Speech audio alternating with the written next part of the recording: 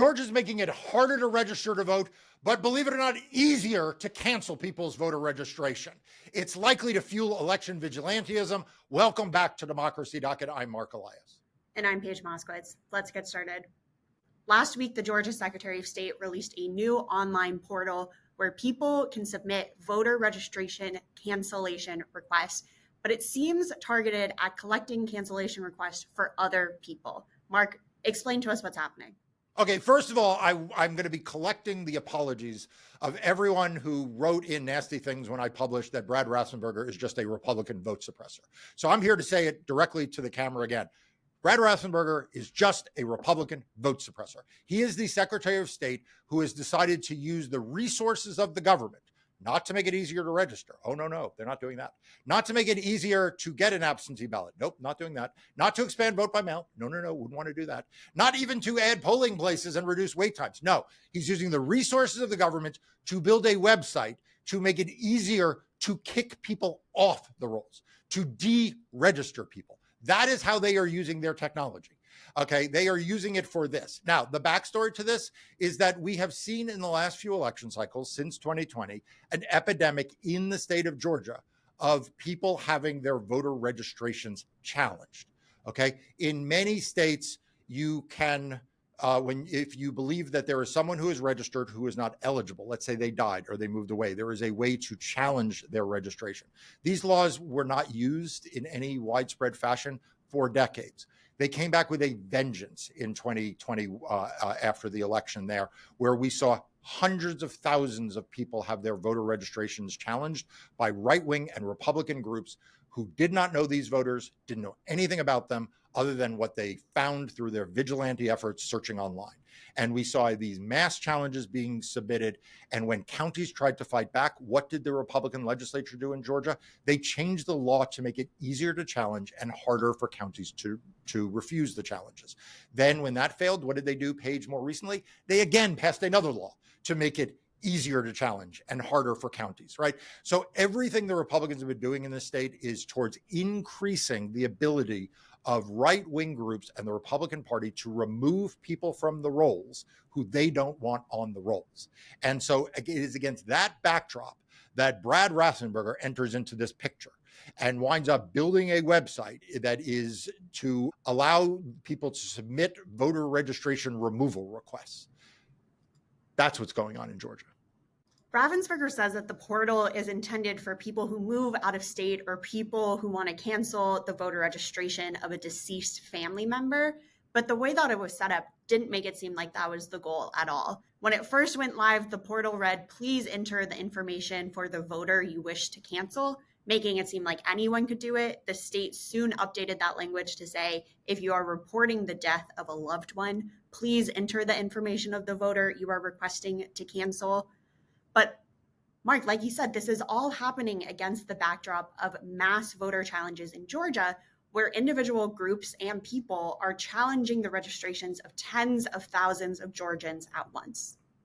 Yeah, I mean, first of all, like, who needs a website to cancel their voter registration, right? I mean, honestly, the state of Georgia is in something called ERIC, which we've talked about before, and good for them for being an ERIC.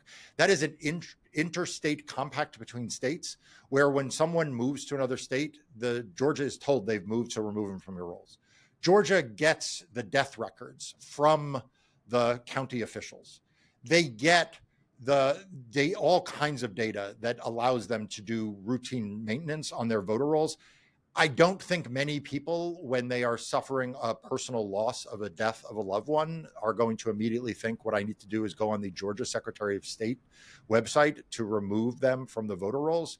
The dead person's not going to vote, right? So this is all based on sort of either a complete misunderstanding of how elections work, or what I think is going on. They know exactly what elections work, and they know what dog whistle they are sending.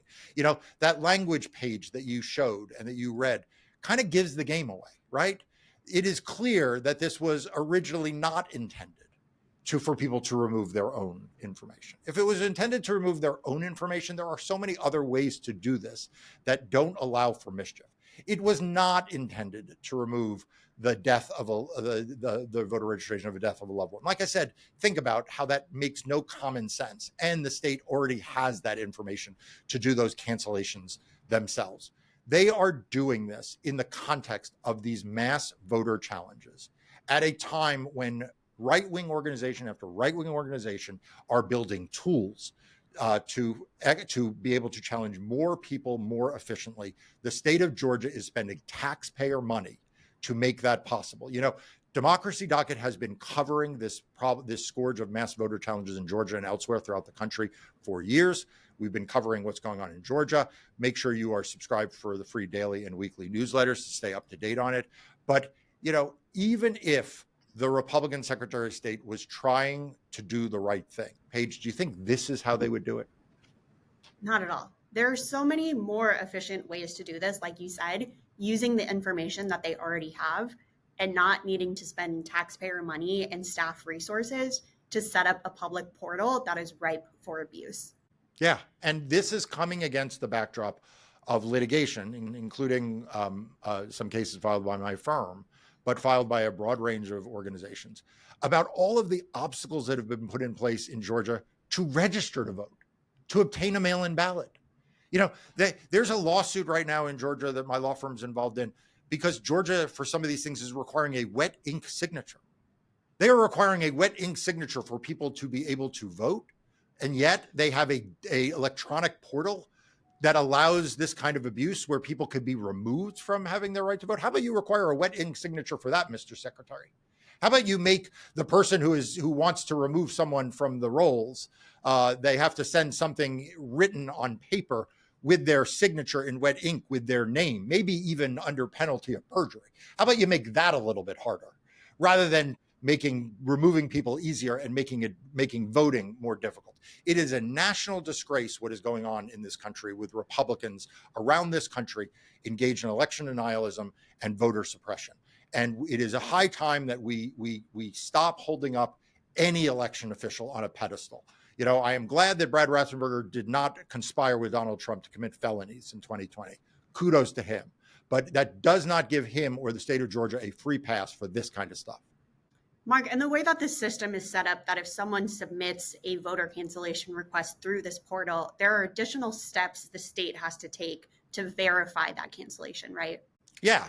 So look, after a challenge is submitted, the clerks are supposed to send a piece of first-class mail.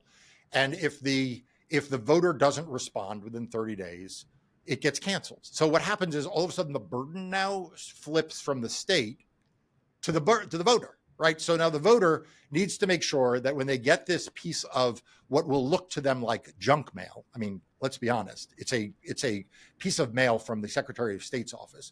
After all of the scams that people get in the mail about personal information, when you get this piece of mail that is like seeking to confirm information, a lot of people just throw it out. Plus, a lot of people honestly don't really check their physical mail as often as they used to. It also, we are living in a world in which there are all kinds of problems with the U.S. Postal Service and mail delays. This gums up the work, by the way, of the county officials, who we haven't even talked about in all this, who are now stuck with all of these, like, this mail coming in and out they have to deal with. Georgia doesn't have election day or same day voter registration. Its voter registration deadline is a month before the election. What the hell is someone supposed to do if they get challenged and removed and you're within those windows? This is what I'm saying. Like, Georgia could have done 1,000 things to improve the lives of its citizens around voting. And instead, it made it harder to vote in SB 202. It made it harder to vote in subsequent bills. It made it easier to challenge voters in SB 202 and subsequent bills. And now the ultimate indignity is this.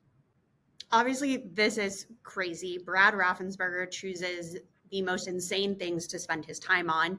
3 weeks ago, he announced he was going to do an audit of the state's voter rolls to find non-citizens. He promised that the results would be posted in the coming days. It's been almost a month. There's been no update on that, but during that time, he launched this new voter registration cancellation portal. Mark, what does this all say about the state of the Georgia Republican Party? Let's just say it. I mean, Republican election officials are weird. I mean, this is just like a weird thing to do. And it's not just Georgia in which they're weird. Like the entire election denier movement is based on nonsense and craziness and a lot of really bizarre behavior. And what we now see is that election denier weirdness has spread far and wide, even into people like the Secretary of State's office in Georgia. I mean, what an odd thing to spend money on. I mean, if you think about this, like what is just a strange, odd thing that they are focused on in Georgia, like they are focused on elsewhere in the ways in which they have found to make it harder to vote.